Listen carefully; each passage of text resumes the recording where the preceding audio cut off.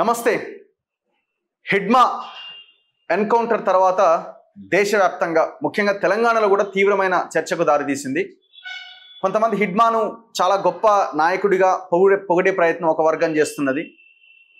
నక్సలైట్లు ఇక ఖతమైపోతున్నారు, ఇంకా 4 నెలల సమయం మాత్రమే ఉంది, ఇక వాళ్ళకి ఇక ఆప్షన్ లేదు లొంగిపోవడం మినహా అని కేంద్ర హోంమంత్రి, కేంద్ర హోంశాఖ సహాయ మంత్రి బండి సంజయ్ వీళ్ళందరూ స్టేట్మెంట్స్ ఇస్తున్నారు ఒకవైపున ప్రభుత్వం వైపు నుంచి. సో ఇది ఇంకా చర్చ నడుస్తూనే ఉన్నది. ఈ సమయంలో బండి సంజయ్ ఒక చర్చను తీసుకొచ్చారు. నక్సలైట్లు అడవుల్లో కొట్లాడుతుంటే ఈ అర్బన్ ఏరియాల్లో, ఈ మైదాన ప్రాంతంలో ఉన్న కొంతమంది అర్బన్ నక్సలైట్లు ఏసీ గదుల్లో ఉండి వీళ్ళ మాటలు నమ్మి అక్కడున్న వాళ్ళు మోసపోతున్నారు, దయచేసి మోసపోకండి, బయటకు రండి, లేకపోతే ఖతమైపోతారని ఆయన నిన్న ఒక స్టేట్మెంట్ ఇవ్వడం జరిగింది. దీని మీద కూడా పెద్ద చర్చ నడుస్తున్నది. ఒకసారి మాట్లాడదాం. నా ముందు తెలంగాణ శ్యామ్ ఉన్నాడు. అసలు ఏం జరుగుతున్నది దేశంలో, ఈ రాష్ట్రంలో ఒకసారి మనం డిస్కస్ చేద్దాం. నమస్తే బ్రదర్. నమస్తే. ఏం జరుగుతున్నది ఇప్పుడు? మీరు కూడా అర్బన్ నక్సలైటేగా? అంటే ఇప్పుడు ఎవరు, మీరు కూడా అర్బన్ నక్సలైటే. పొద్దున కామెంట్ పెట్టిండే కదా, మీ వార్తలు చూస్తూ ఉంటాయి. ఏమంటున్నానంటే బీజేపీకి భజన చేసే వాళ్ళు తప్ప మిగతా వాళ్ళందరూ ఈ దేశంలో నరేంద్ర మోడీ గారి దృష్టిలో, బండి సంజయ్ గారి దృష్టిలో, కిషన్ రెడ్డి గారి దృష్టిలో అర్బన్ నక్సలైట్. అర్బన్ నక్సలైట్ అంటే ఏంటన్నా? ప్రజలు పౌర హక్కులు అడిగితే అర్బన్ నక్సలైట్ల, ఆదివాసుల హక్కులు అడిగితే అర్బన్ నక్సలైట్ల, దళితుల హక్కులు అడిగితే అర్బన్ నక్సలైట్ల, జస్టిస్ గవాయి పైన సుప్రీంకోర్టులో దాడి చేసిన ఆయన ఎవరు మరి? అర్బన్ నక్సలైటేనా? 15 లక్షలు తీసుకుంటూ దొరికిన దొంగ జడ్జి ఎవరు? 150 కోట్లు తీసుకున్నటువంటి ఢిల్లీలో యశ్వంత్ వరం ఎవరు?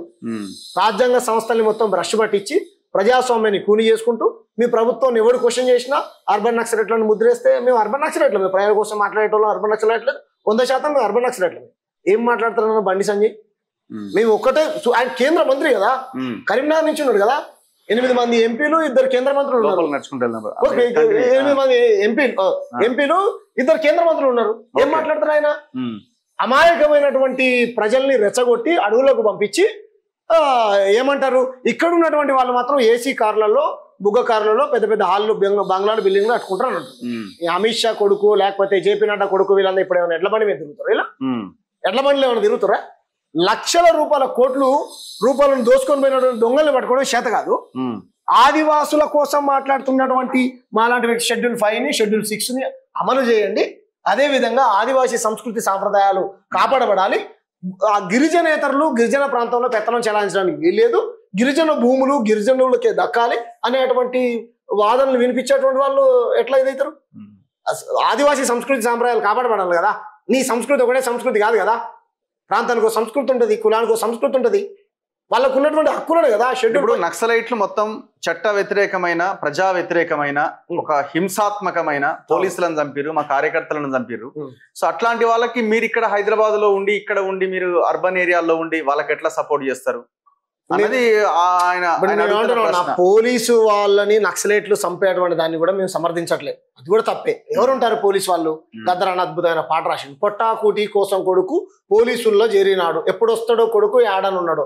ఎవరుంటారు పోలీసుల్లో? సామాన్యమైనటువంటి కింది వర్గాల నుంచి వచ్చినటువంటి వీటిలో ఉంటారు. పై స్థాయిలో పెద్ద పెద్ద కులాల వాళ్ళు ఉంటే ఉండవచ్చు. బండి సంజయ్ చెప్పింది కదా, దీంట్లో ఒక మార్వాడి, కాశ్మీర్ నుంచి కన్యాకుమారి దాకా ఒక్క మార్వాడినో, ఒక గుజరాతీనో, ఒక రాజస్థాన్, ఒక్క నక్సలైట్ని చూపెడతావు నాకు? చూపెట్టాడు. కింది వర్గాలలో పుట్టి ఏమంటారు, పల్లెలలో ఉన్నటువంటి కింది కులాల సమస్యలు తెలిసినటువంటి అడవికి దగ్గరగా అణచివేత గురైన సరే, దాంట్లో నాయకత్వం వహించిన వాళ్ళు అప్పర్ క్యాస్ట్లు ఉంటే ఉండవచ్చు. కానీ వాళ్ళు కూడా అరగోపాల్ లాంటి వాళ్ళు కానీ ఇంకోళ్ళు కానీ పెద్దవాళ్ళు పీడిత ప్రజలు, లేకపోతే కింది వర్గాల నుంచి అణచివేత గురైనటువంటి ప్రజల కష్టాలు తెలుసు కాబట్టి వాళ్ళ హక్కుల గురించి మాట్లాడితేనే తప్ప పోయి తుపాకీ పట్టుకోను, వాళ్ళని కాల్చు వీళ్ళని కాల్చు అన్నారు కదా. వాళ్ళు ఏం చేస్తారు? ముఖ్యంగా ఆదివాసులకు నోరు ఉండదు, వాళ్లకు కనీసం కట్టుకోవడానికి బట్టలు కూడా ఉండవు. స్వయంగా అదే ప్రాంతం కాబట్టి నాకు తెలుసు. ఒకటే లింగిని 4 ముక్కలు చేసుకొని కట్టుకుంటారు వాళ్ళు, తెలుసా అన్న? అడవికి పోయి అక్కడ అడవిలో ఉన్నటువంటి పండ్లో లేకపోతే ఇంకోటో కోసుకొచ్చుకొని ఆ సుక్మా, బయలడిల్లా, దంతెవాడ ఆ ప్రాంతంలో అమ్ముకుంటారు వాళ్ళు. అంతకుమించి వాళ్ళు ఏం చేయరు. వాళ్ళని యూనిటీ చేసి ప్రజా పోరాటాలు చేసేటువంటి వాళ్ళకు నువ్వు అర్బన్ నక్సలైట్లను ముద్రేస్తే నువ్వు అర్బన్ నక్సలైట్, నేను అందరూ అర్బన్ నక్సలైట్. మరి ఎవరు దేశభక్తులు? దేశ సంపద దోసుకొని పోయిన దొంగలు నీరవ్ మోడీ, విజయ్ మాల్యా వీళ్ళు దేశభక్తులా? ఏంది బండి సంజయ్ ఏం మాట్లాడతారు? పిచ్చోళ్ళ మాట్లాడతారు ఆయన. నీ కొడుకు టెక్ మహేంద్ర యూనివర్సిటీలో చదువుకుంటాడు. ఎంతమంది పిల్లలు తల్లిదండ్రులు ఫీజులు కట్టలేక ఆత్మహత్యలు చేసుకున్నారు. వాడు కుక్కట్పల్లి, నా పేరు గుర్తుకు రావట్లేదు సడన్ గా. హాస్పిటల్ సరిగా లేదు, కార్పొరేట్ దోపిడీ. నిన్న మహబూబ్ నగర్ లో ఒక తండ్రి కొడుకు శవాన్ని పట్టుకొని శ్మశానంలో కూర్చున్నాడు. శ్మశానంలో కూర్చున్నాడు 8 గంటల వీడియో చూసాం. అంత్యక్రియలు గోడు లేక డబ్బులు లేవు, అంత్యక్రియలకు ఏమంటారు డబ్బులు లేక, ఐ మీన్ ఏమంటారు ఎవరికి దగ్గరికి రాలే. మరి ఇది కదా, ఆయన హిందూ అయి ఉంటాడు. వీళ్ళు పొద్దున్న లేస్తే హిందూ జూబ్లీహిల్స్ పంచాయతీ పెట్టాలనుకున్నాడు బండి సంజయ్. హిందూ ముస్లిం కేంద్ర మంత్రి స్థాయిలో ఉన్న వ్యక్తి మొలతాడు ఉన్నోళ్లకు లేనులకు ఇద్దామంటాడు. మాట్లాడొచ్చు అన్న ఇటువంటి మాటలు? ఎక్కడుంది ప్రజాస్వామ్యంలో? అరే నీ హయాంలో జడ్జీలు అమ్ముడుపోతా ఉన్నారు, నీ హయాంలో పోలీసు ఒక ఐపీఎస్ అధికారి ఆత్మహత్య చేసుకున్నాడు. కుల వివక్షత. ఈ దేశంలో సామాన్యమైనటువంటి ప్రజలు పిల్లల ఫీజులు కట్టలేక చచ్చిపోతా ఉన్నారు. ప్రైవేటు దోపిడీ, అంత దోపిడీ. నువ్వు పెద్ద పెద్ద బడా వేదాంత లేకపోతే ఆదాని అంబానీ కంపెనీలకు అడుగులు మొత్తం కట్టబెట్టడం కోసం నువ్వు గిరిజనుల మీద వాళ్ళకి ప్రేమలు. మళ్ళీ ఆయన ఏం చెప్తా ఉన్నాడు అనుకున్నావు? దీనిలో చనిపోయేది మొత్తం ఎస్సీలు ఎస్టీలు బీసీలు అంటా ఉన్నాడు. అంటే నీ ప్రభుత్వం ఎస్సీ ఎస్టీ బీసీలను చంపుతా ఉందా? కాబట్టి ఇది కరెక్ట్ కాదని వాళ్ళు చర్చలకు వస్తా ఉన్నారు కదా. చరిత్రలో ఏనాడు ఇంత భయంకరమైన సిచ్యువేషన్ ని మావోయిస్టు పార్టీ ఎదుర్కోలే. సో సరే, అడపాదడపా ఎన్కౌంటర్లు జరిగినాయి, ఇదంతా వ్యవహారం జరిగింది. కాంగ్రెస్ హయాంలో కూడా గ్రీన్ హంట్ అని అదని ఇదని జరిగినాయి. ఈ ఆపరేషన్ కగార్ పేరుతో ఈ మూవ్మెంట్ అనేది చాలా భయంకరంగా ఇంకా ఏదో ఒకటి అన్న లైన్ లో జరుగుతున్నది. ఎందుకు ఇంత పగడ్బందీ వ్యూహంతో ప్రణాళికతో మట్టు పెడుతున్నారు? మీరు పొద్దున్నే చెప్పారన్న, ఇంతకుముందు కూడా ఈ దేశంలో ఉన్నటువంటి రాజకీయ పార్టీలు కావు, ఇవన్నీ పెట్టుబడిదారుల ప్రయోజనాల కోసం పనిచేసేటువంటి. మీరు చూడండి, షాద్ నగర్ దగ్గర పెద్ద అదానీ కంపెనీ ఉండదు. దాంట్లో పనిచేసే పెద్ద పెద్ద పొజిషన్ లో ఉన్న వాళ్ళు మొత్తం నార్త్ ఇండియన్సే ఉంటారు. అదానీ కానిక్స్ అని పెద్ద కంపెనీ ఉంది. మీరు చూడండి, ఐటీ కంపెనీలో పోండి. రీసెంట్ గా ఒక కేసు వచ్చింది, దాని మీద నేను ఇంకా ఇన్వెస్టిగేషన్ లో ఉన్నాను. మైక్రోసాఫ్ట్ కంపెనీలో కుల వివక్షత.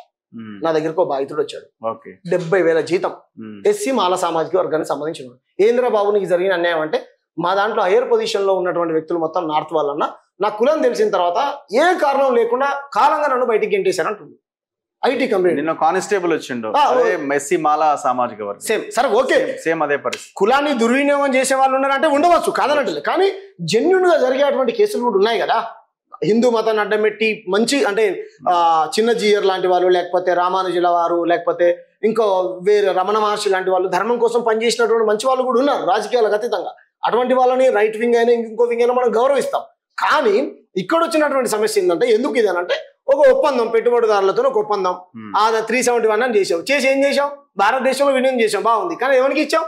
తీసుకొని పోయి అదానికి ఇచ్చావు. దాన్ని టూరిస్ట్ ప్లేస్ చేసుకొని లక్షల రూపాయలు కోట్ల రూపాయలు సంపాదించుకుంటాడు ఆయన. అదే విధంగా దేశంలో ఉన్నటువంటి అడుగు భూములను మొత్తం పెట్టుబడిదారులకు, పెద్ద పెద్ద కంపెనీలకు అదే ప్లానా? అంతే కదా. ఇప్పుడు వేదాంత అనే కంపెనీతో ఒప్పందం చేసుకున్నాడు అన్న. ఛత్తీస్గఢ్ లో ఉన్నటువంటి భూములు మొత్తం వేదాంత అనేటువంటి కంపెనీకి, లేకపోతే ఈ టాటా అనేటోడు మైనింగ్ తీస్తాడు. టాటా ఆ అడవులలో ఉన్నటువంటి మైనింగ్ మొత్తం తీసి వాడు ఏదో కార్లు గీర్లు ఏదో తయారు చేసుకుంటాడంట. అప్పుడు ఇస్తా అంటే కాలేదు. కాబట్టి ఇటువంటి వాళ్ళ ప్రయోజనాల కోసం ప్రజాస్వామ్యాన్ని దుర్వినియోగం చేసి పోలీసులని బీజేపీ కార్యకర్తలుగా వాడుకొని అమాయకమైనటువంటి ఆదివాసీ హక్కుల కోసం కొట్లాడుతున్నటువంటి ఇటువంటి హిడ్మా ఇటువంటి వ్యక్తుల్ని చంపి మేము ప్రజాస్వామ్యవాదులు, మీరు ప్రజాస్వామ్య ద్రోహులు, బుల్లెట్ తోని వాళ్ళు ఏం సాధించారు, బ్యాలెట్ మీద బ్యాలెట్ ఎక్కడ ఓట్లు దొంగతనం చేసి అధికారంలోకి వచ్చావు నువ్వు. రాహుల్ గాంధీ అంత పెద్ద దేశంలో అంత పెద్ద ప్రధాన ప్రతిపక్ష నాయకుడు మీ మీద ఆరోపణ చేస్తా ఉన్నాడు. ఒక election commission officer Amit Shah కాళ్ళు మొక్కాడు. ఎంత దుర్మార్గం. దేశంలో నరేంద్ర మోడీ గారి హయాంలో ప్రజాస్వామ్యం మీద ప్రజలకు నమ్మకం లేకుండా పోతుందన్నా. ఇవన్నీ మన కళ్ళ ముందు ఉన్నటువంటి సాక్ష్యాలు కదా. ఎలక్షన్ ఆఫీసర్ పోయి అమిత్ షా కాళ్ళు మొక్కుతాడు, నీకు అనుకూలంగా తీర్పులు రాకపోతే జడ్జి యాక్సిడెంట్ లో చనిపోతాడు, ఈ కోర్టు నుంచి ఆ కోర్టుకు ట్రాన్స్ఫర్ అవుతాడు, యశ్వంత్ వర్మ అనేటు 150 కోట్లకు దొరుకుతాడు, ఇంకేడున్నది. సో మీ అంచనా ఏంటి? ఇప్పుడు మావోయిస్టు అగ్రనాయకత్వం అంతా కొంత వాళ్ళ అదుపులో ఉంది, దాదాపుగా వాళ్ళ చేత చంపివేయబడ్డది, హిడ్మా అయిపోయింది. దేవ్జీది కూడా అదే లైన్ లో ఉన్నాడని అంటున్నారు, చనిపోయిందని అంటున్నారు. సరే, కొంతమందిని అడిగితే లేదు ఇంకేం కాలేదని అంటున్నారు. ఏదేమైనా వాళ్ళ ఆధీనంలోనే, వాళ్ళ టెరైన్ లోనే ఉన్నట్టుగా కనబడుతున్నది ఓవరాల్ గా. సో మనకు కూడా అంచనా ఉన్నది, ఏదో ఒకటి మొత్తానికైతే ఇది ఇబ్బందుల్లో ఉన్నది, ఇది ఇంకా క్లోజింగ్ దశకే వచ్చినట్టుగా కనబడుతున్నది ఆ పార్టీ, ఆ మూమెంట్ అంతా. సో దీని ద్వారా కేంద్రం సక్సెస్ సాధించినట్టేనా? ఈ విప్లవోద్యమాన్ని మళ్ళీ వినబడకుండా చేసే ఒక ప్రయత్నంలో సక్సెస్ అయినట్టుగా మీరు భావిస్తున్నారా? ఇప్పుడు నేనే ఏమంటున్నా అంటే, నా దేశంలో ఉన్నటువంటి మేధావులే కానీ, లేకపోతే రాజకీయ విశ్లేషకులే కానీ, ఇంకా చాలా మంది లెఫ్ట్ వింగ్ మేధావులు దీని మీద నాకు తెలిసింది నేను చెప్తాను. నేనేమంటున్నాను అంటే, దాన్ని ఎవరు కూడా సమర్థించరు. రైట్, విప్లవము గద్దరన్న చెప్పినట్టు ఒకప్పుడు ఏమన్నా బుల్లెట్తోనే పార్లమెంట్ లో కూర్చున్నది ఏమంటారు దొంగలు అందులో దొడ్డి అది అన్నాడు గద్దరన్న. ఎందుకు అనాల్సి వచ్చింది అని అంటే ఈ దేశంలో సామాన్యుడు పోలీస్ స్టేషన్ పోతే ఒక రకంగా, అదే విధంగా ధనవంతుడు పోలీస్ స్టేషన్ పోతే ఒక రకంగా వ్యవహరిస్తారు. ఇది బూటకు ఏమంటారు వీళ్ళకి పెట్టుబడిదారుల కోసం రాసుకున్నటువంటిది అన్నారు. సరే కాలక్రమేణా ఎందుకండి ఈ దేశంలో న్యాయ వ్యవస్థ ఉన్నది, పోలీసు వ్యవస్థ ఉన్నది, ఇంకోటి ఉంది, ప్రజా సంఘాలు ఉన్నాయి, ధర్నా చేసుకోవచ్చు, వాక్ స్వతంత్రం రకరకాలు చెప్పి మనం మాట్లాడుకున్నాం. కానీ నేను ఏమనుకుంటున్నాను అంటే అక్కడికి పోయినటువంటి వాళ్ళు ఎవరైతే ఉన్నారో మీరందరూ మేధావులు, ఈ సమాజం పట్ల లేకపోతే పేద ప్రజల పట్ల మీకు ప్రేమ ఉన్నటువంటి వ్యక్తులు, ప్రజాస్వామ్య పద్ధతిలో ప్రభుత్వాల మీద పోరాటం చేద్దాం రండి, ప్రజల యొక్క మౌలిక సదుపాయాల మీద కొట్లాడదాం రండి. మీరు అది సిపిఎం పార్టీలు ఉంటారా, సిపిఐ పార్టీలు ఉంటారా, ఇంకో దాంట్లో ఉంటారా, బహుజన పార్టీలలో దాంట్లో పోయిన వాళ్ళంతా ఇటువంటి ఐడియాలజీ ఉన్నటువంటి వ్యక్తులు ఉంటారు. కాబట్టి నేనేమంటున్నాను, ఒకవేళ నిజంగా పోరాటాలు చేసినా కూడా ప్రభుత్వాలు పట్టించుకునేటువంటి పరిస్థితులు లేదన్నా. ఎంఆర్పిఎస్ ఉద్యమం 30 ఏళ్ళు చేసింది, ఎప్పటికీ కొలిక్కి వచ్చింది, నిన్న వచ్చింది. మరి ఆయన ప్రజాస్వామ్య పద్ధతిలోనే పోరాటం చేశాడు కదా, ఎందుకు మొన్న వచ్చిందనంటే పోరాటాలు చేసినా కింది వర్గాలు పోరాటాలు చేస్తే మనలాంటి వాయిస్ ని ప్రభుత్వాలు పట్టించుకో. బీసీ ఉద్యమం కొన్ని సంవత్సరాల తరబడి నడుస్తూనే ఉన్నది, మరి దాన్ని కూడా పట్టించుకోరు. కాబట్టి విప్లవం అనేది తుపాకీ రూపంలోనే రాదన్న. ప్రజలు ఇప్పుడు నేపాల్లో విప్లవం వచ్చింది, యూత్ అంతా తిరగబడ్డారు, ఆయన ప్రధాని పై నుంచి హెలికాప్టర్ కి పారిపోవాల్సిన పరిస్థితి వచ్చింది. ఎందుకు వచ్చింది? అక్కడ ఉన్నటువంటి ఒక మంత్రి ఒక ఆడపిల్లను గుద్దేసి వెళ్ళిపోయాడు, ఆయన మీద కేసు కూడా పెట్టలేదు. కొడుకులారా, మా డబ్బులతోని మీరు పన్నులు తీసుకుంటూ లగ్జరీ కార్లు కొనుక్కుంటూ బిల్డింగ్లు కట్టుకుంటూ నువ్వు మంత్రి కొడుకు వచ్చి కారును గుద్దిపోతాడు, కేసు కూడా పెట్టరని ప్రజలు మొత్తం తిరగబడితే ఆ విప్లవం వచ్చింది అక్కడ. కాబట్టి ఇటువంటి విప్లవాలు వస్తాయి. మీరు ప్రజాస్వామ్యాన్ని కూని చేయకపోతే మంచిది. ఇప్పటికైనా సరే 11 ఏళ్ళు అయింది నరేంద్ర మోడీ గారికి అధికారం ఇచ్చి. మనం పేదరికం గురించే మాట్లాడుతున్నాం కదా, పెట్రోలు, డీజిల్, గ్యాసు, మంచి నూనె, హాస్పిటల్స్, లేకపోతే ఇంకొక స్కూల్ ఫీజులు కానీ, ప్రైవేట్ దోపిడీ కానీ, ఇంకోటి ఇవన్నీ ఎవరికి పెరిగేది? హిందువులకే కదా. మెజారిటీగా ఉన్నటువంటి హిందువుల ప్రయోజనాల గురించి మనం మాట్లాడే వాళ్ళందరూ హిందూ వ్యతిరేకులు, అర్బన్ నక్సలైట్లు, ప్రజాస్వామ్య వ్యతిరేకులు అని ముద్ర వేయడం కరెక్ట్ కాదు.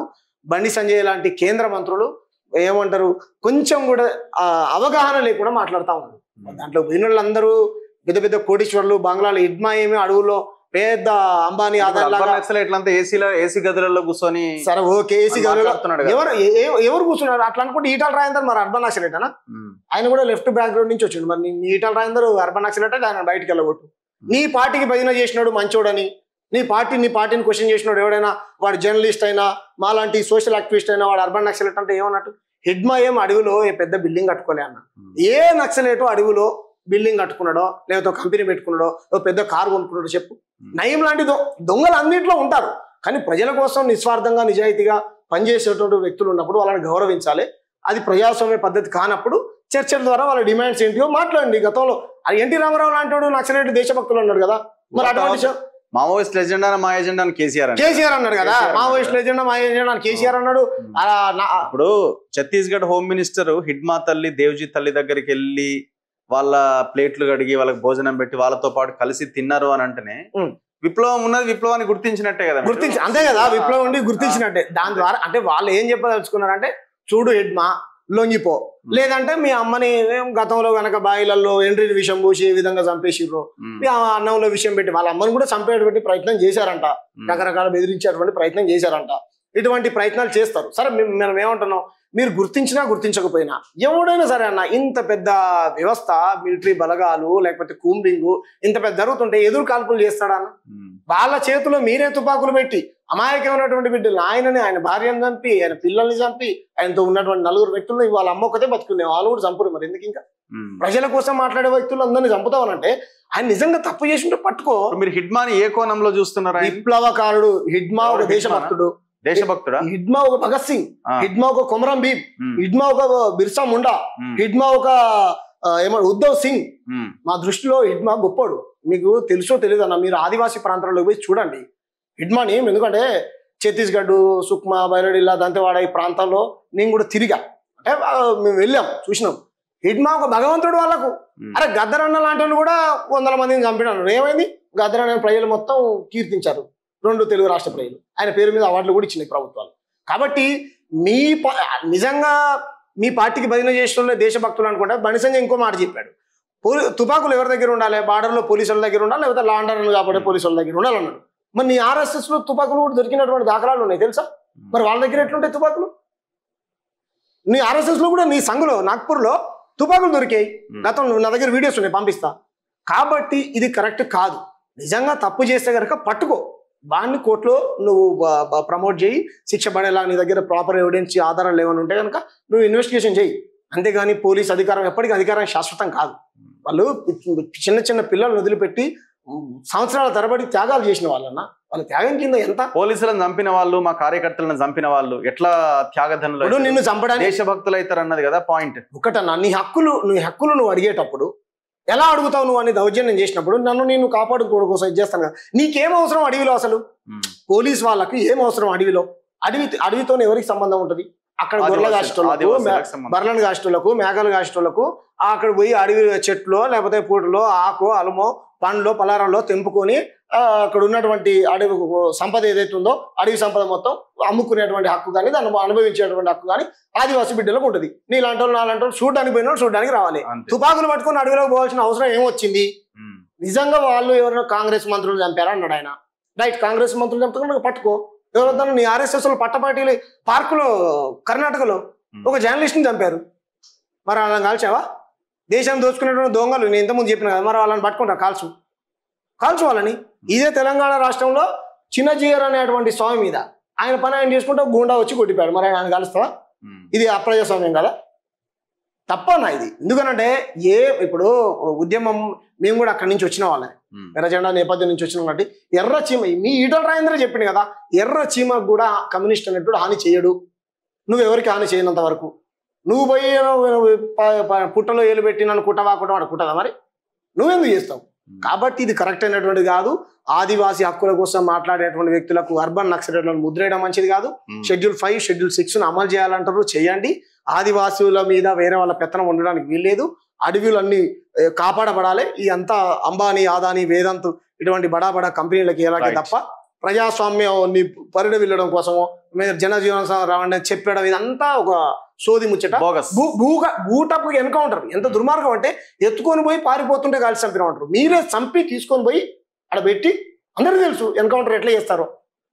కాబట్టి ఇది కరెక్ట్ అయినటువంటిది కాదు.